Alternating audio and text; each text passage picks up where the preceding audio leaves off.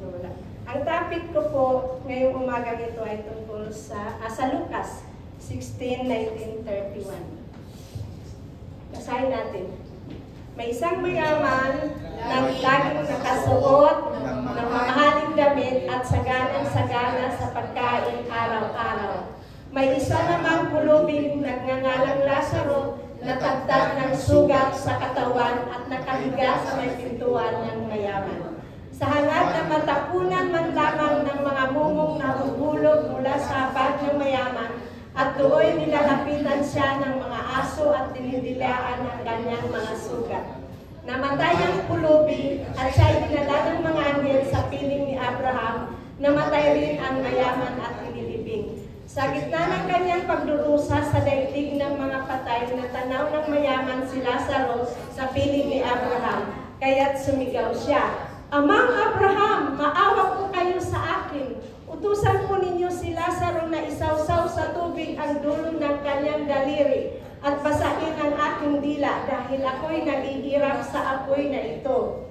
Ngunit sumagot si Abraham, "Anak, alalahanin mo nagpasasaka sa buhay nung ikaw ay nasa lupa. At si Lazaro naman ay nagtiis ng kahirapan, subalit ngayon inaaliw siya dito samantalang ikaw na may nagdurusa riyan. Bukod dito may malaking bangin sa pagitan natin, kaya't ang mga narito ay hindi makakapunta dyan at ang mga nariyan ay hindi makakapunta rito." Ngunit sinasabi ng mayaman, "Kung gayon po Amang Abraham, pinapakiusap ko pong papuntahin na lamang ninyo si Lazaro sa bahay ng aking ama. Sa aking 5 kapatid na lalaki at suguin po ninyo siya upang sila'y bigyang babala na at nang hindi sila humantong sa dakong ito ng pagdurusa." Ngunit sinabi sa kanya ni Abraham, "Nasa kanila ang mga kasulatan ni Moises at ng mga propeta at yun ang kanilang pakinggan." Sumagot ang mayaman, "Hindi po sapat ang mga yon, ngunit kung magpapakita sa kanila ang isang patay na muling nabuhay, magsisisi sila at tatalikuran ang dinalang mga kasalanan." Sinabi naman sa kanya ni Abraham, "Kung ayaw nilang pakinggan ang mga sinulat ni Moises at ng mga propeta, hindi nila paniniwalaan kahit ang isang patay na muling nabuhay." Amen. Praise God. Manalangin po muna tayo. Panginoon, maraming po salamat sa umagang ito na binigyan po ninyo kaming ng pagkakataon na makapag-aral ng inyong mabuting balita. Ngayon pong umagang ito, kayo pong mangusap sa aking Panginoon para maibahagi ko po ito ng maayos. Amen. Banal na Espiritu Santo, samahan po ninyo ako. Maraming pong salamat, Lord. In Jesus' name we pray. Amen. Amen. Amen. Ito'y isang talinghaga sa kwento habang ang Panginoong Hesus dito ay nangangaral sa kanyang mga disipulo at iba pang mga taong naroroon. Ito'y tungkol sa 2 taong may magkaibang katayuan sa buhay. Nakikita nyo naman, sabi dito, may isang mayaman laging nakasuot ng mamahaling damit at saganang-sagana sa pagkain. Yun ang pulubi na si Lazaro. Napansin ninyo na may pagkakaiba ang kanilang buhay. Ang mayaman ay may magandang bahay, sagana sa pagkain, may maganda siyang sinusuot sa araw-araw. At ang pulubi, may sakit, walang bahay, natitirhan at salat siya sa pagkain. Wala pa nga siguro makakain, kaya siya nasa pintuan ng mayaman sa hangad na matatapunan siya ng nahulog na mumusapan ng mayaman. Ngayon, may pagkakaiba nung sa kanila'y mamatay. Sagana ang mayaman habang siya nabubuhay. Ang pulubi ay mahirap, walang makain. Subalit sa kabilang buhay ng kanilang kamatayan, makikita natin ang pagkakaiba. Namatay ang pulubi at siya'y dinala ng mga anghel sa piling ni Abraham. Tingnan ninyo ang mga anghel.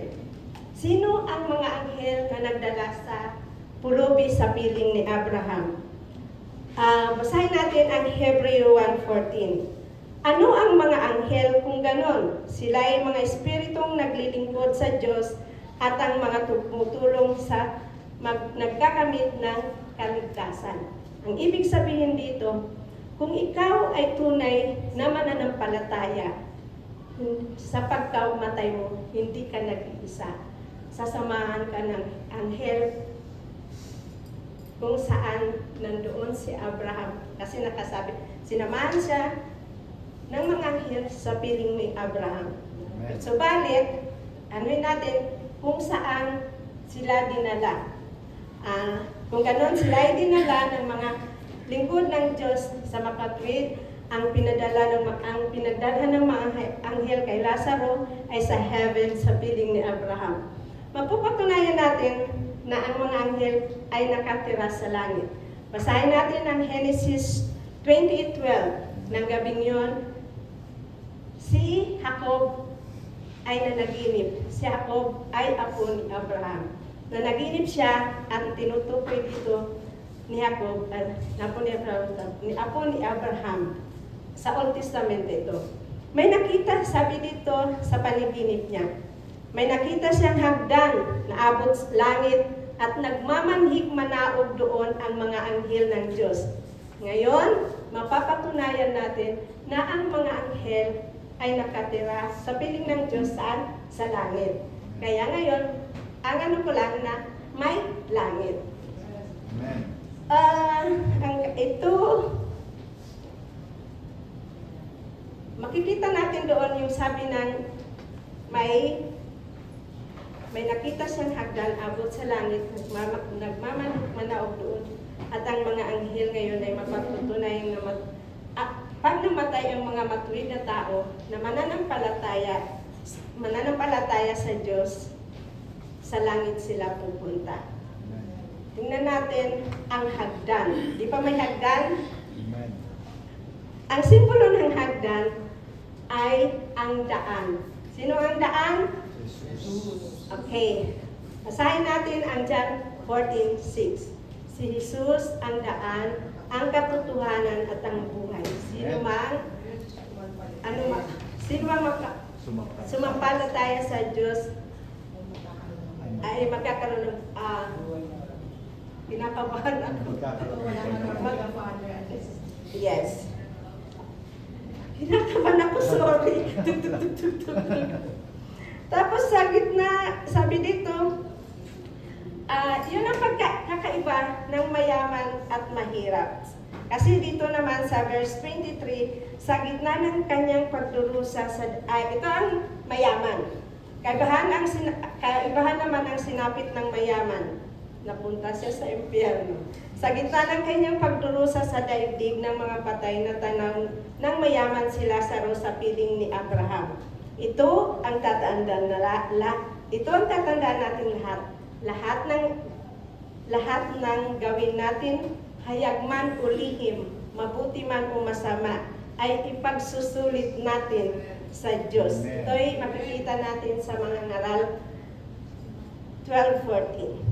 Kaya itong mayaman, magsisiman siya, huli na ang lahat. Sabi ng Panginoong Hesus dito sa Lucas 16:19, kaya sinasabi ko sa inyo, sa mga mayayaman, gamitin ninyo ang kayamanan sa buong mundong ito sa paggawa ng mabuti at sa inyong mga kapwa, upang kung maubos yun, ay tatanggapin naman kayo sa tahanang walang hanggan. Amen. Kaya kung ang mayaman ito, kung ginamit niya sa kabutihan, ang kanyang yaman, sana siya ay napunta sa heaven.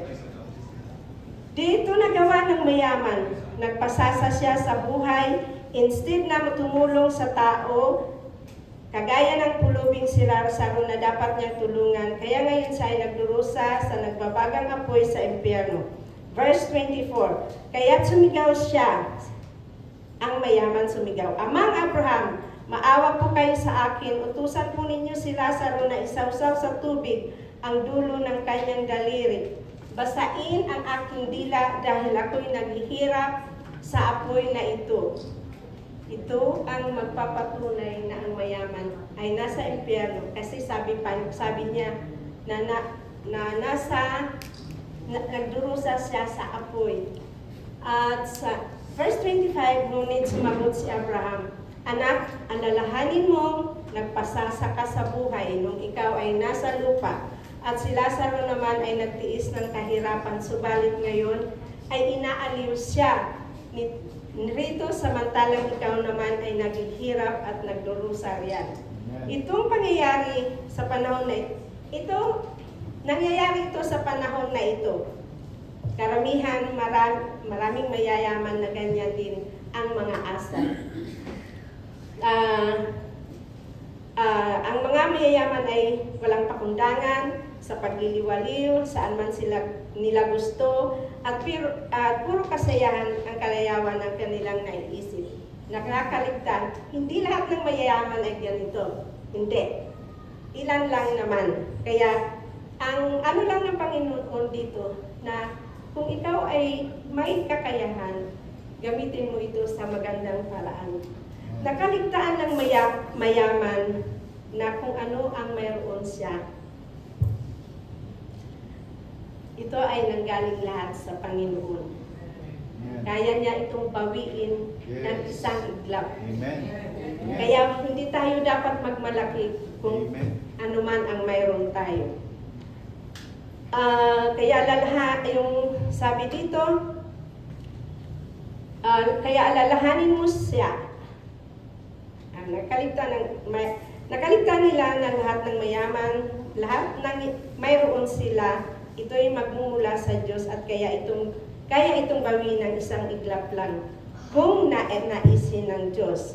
Kaya alalahanin mo siya, alalahanin ng Diyos bago manumbalik sa alabok ang ating katawang lupa at ang ating hininga ay magbalik sa Diyos na may bigay nito.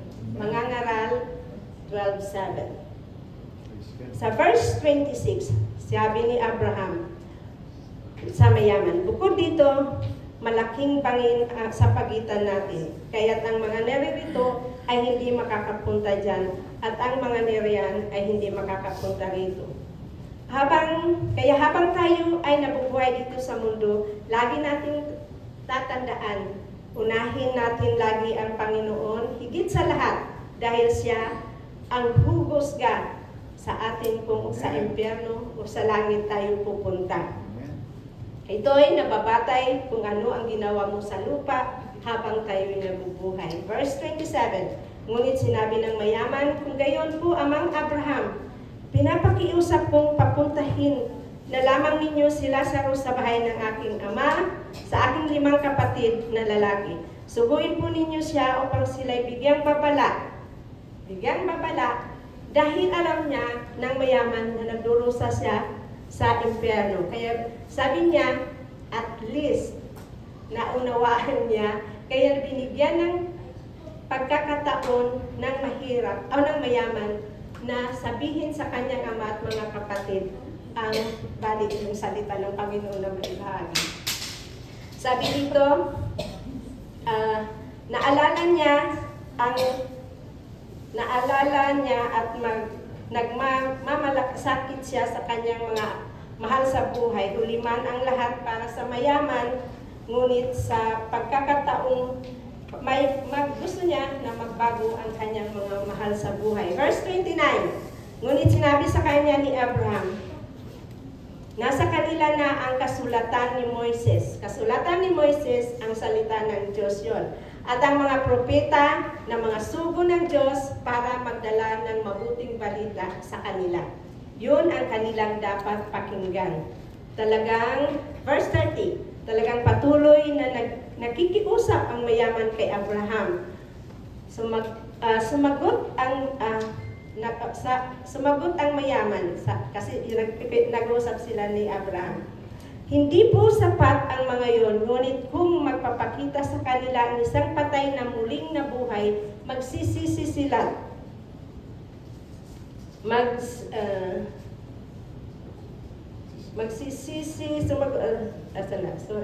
Sumagot ang mayaman, hindi po sapat ang mga yon, ngunit kung nagpapakita sa kanila ang isang patay muling nabuhay, magsisisi sila at tatalikuran ang kanyang mga kasalanan.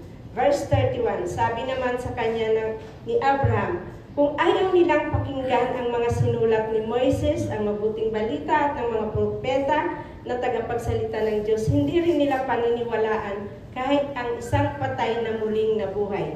Tandaan natin, itong mayamang ito ay nakapakinig na ng salita habang siya ay nabubuhay dahil napakinggan niya ang salita ng Panginoon dahil bakit kilala niya si Abraham sa kabilang buhay na Father Abraham, Amang Abraham. 2 beses niyang sinabi yun. Kaya kilala niya si Abraham.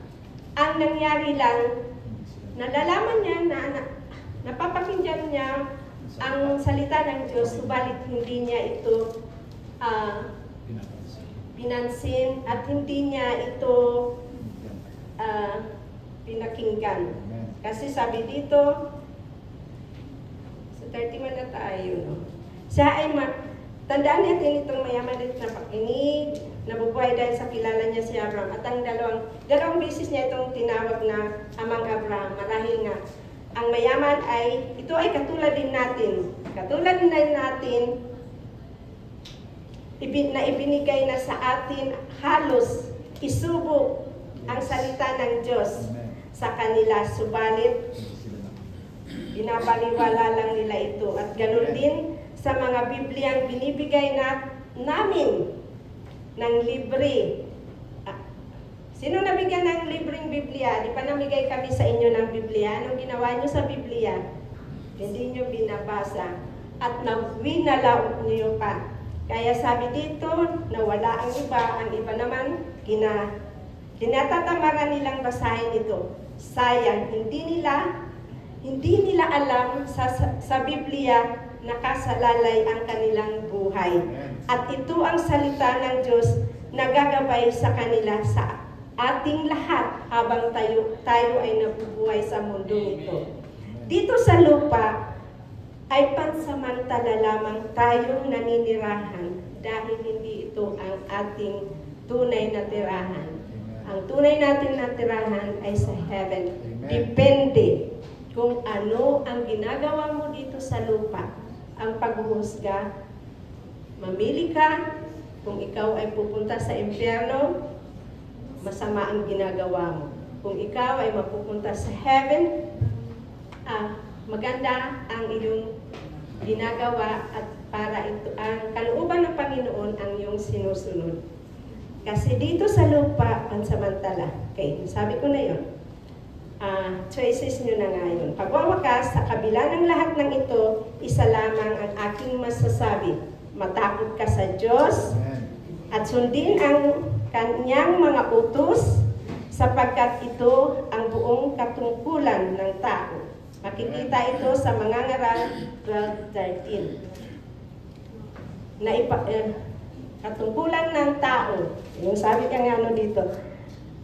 Ito ang buong katungkulan ng tao na ipahayag ang salita ng Diyos dahil marami pang hindi nakakakilala sa Kanya at di nakakaalam sa salita ng Diyos, ang Biblia. Sabi ng Panginoong Jesus dito sa Mateo 28:18-19. Lumapit si Jesus sa kanila. Lumapit si Jesus sa kanila at sinabi, binigay na sa akin ang lahat ng kapangyarihan sa langit at sa lupa. Kaya't humayo kayo, gawin ninyong alagad ko ang mga tao sa lahat ng mga bansa. Bautismuhan ninyo sila sa pangalan ng Ama, ng Anak at ng Espiritu Santo. Turuan ninyo silang sumunod sa lahat ng iniutos ko sa inyo. Tandaan ninyo, ako'y laging kasama ninyo hanggang sa katapusan ng panahon. Kaya, pag may nagbahagi sa inyo ng salita ng Diyos, katulad ni Pastor Homer, Sister Nell, Sister Alma, Brother Joe, Sister Jenny, Sister Kat, Brother Jerry, Sister Rachel, huwag niyo silang tatanggihan dahil ang dala nila ay ang mabuting balita, ang salita ng Diyos na nagbibigay sa inyo ng kaligtasan sa buhay. Amen. Praise God. Purihin ang Panginoon.